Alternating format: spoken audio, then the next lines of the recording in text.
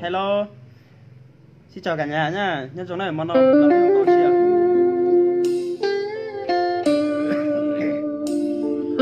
Ui ôi chắc câu nào cô lô bê hồi tiền, hai cùng mình chán rồi nè. Nhớ trong đó.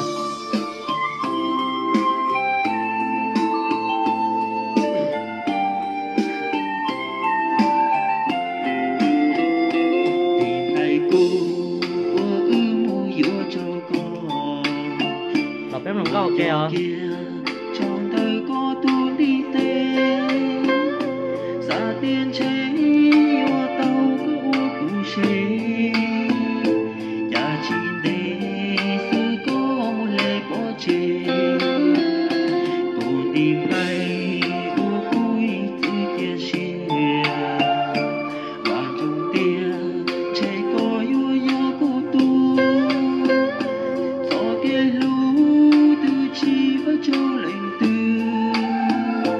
nhà nu nó tóm lúc cô một từ cô tìm hay của có muốn lấy bỏ chê người mê mê có thiếu say chỉ muốn đi có thiếu kia nào cũng mù cho đôi lần đi có chỉ tình con chia cho tôi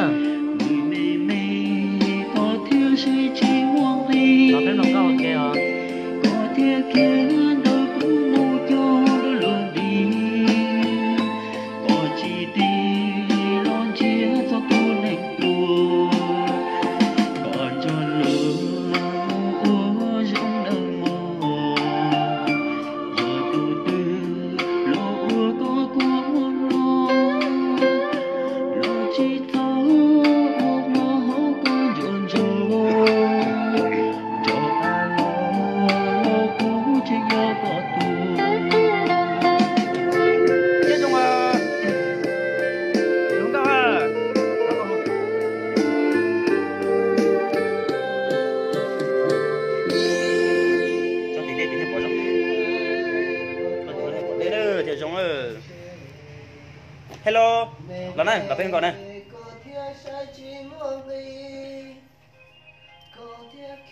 Giờ đây là từ sản phẩm của nhà video, chỉ nên những kiểu liên liên để học tăng số ra tại chuyên này dùng tập bảo. Bỏ chính cả.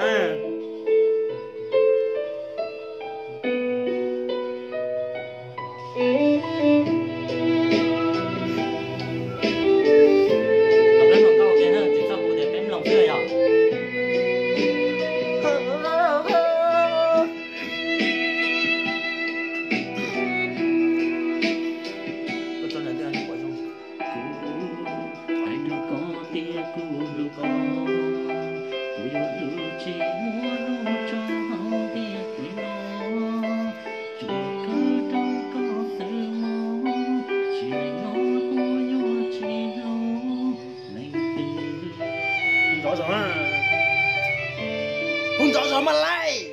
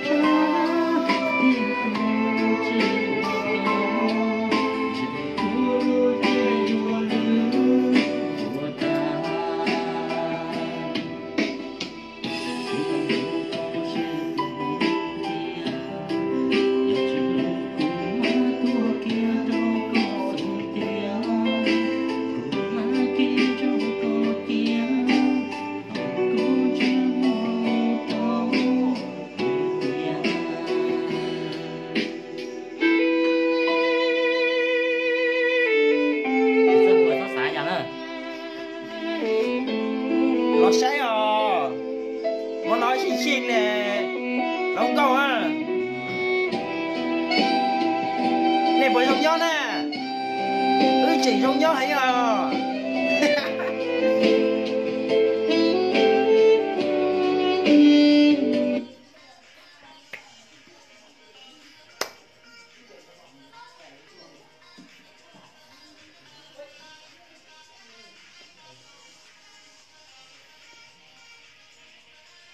Hello.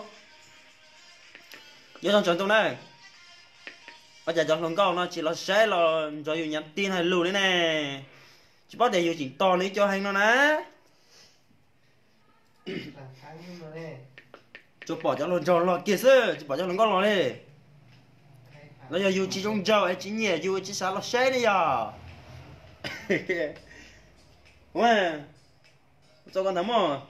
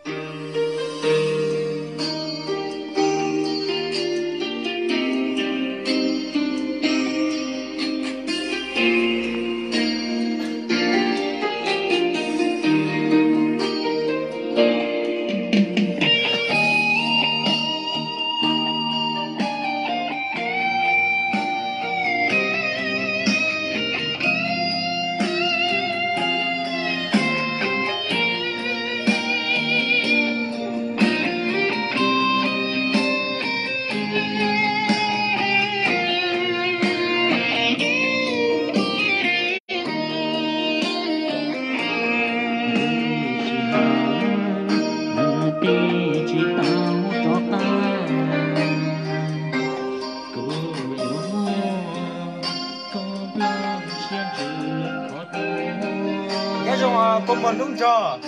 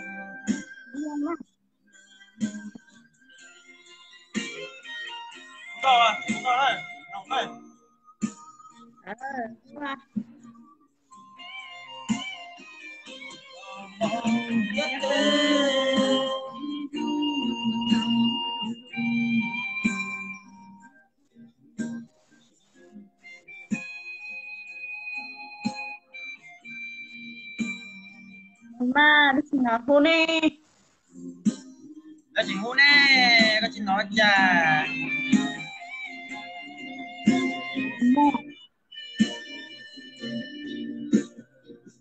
Có rồi à, lúc nào rõ.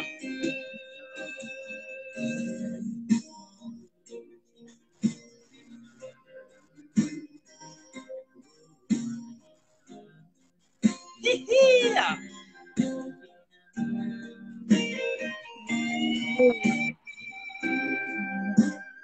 Trên đến nông ít tiền cho mà thành luôn.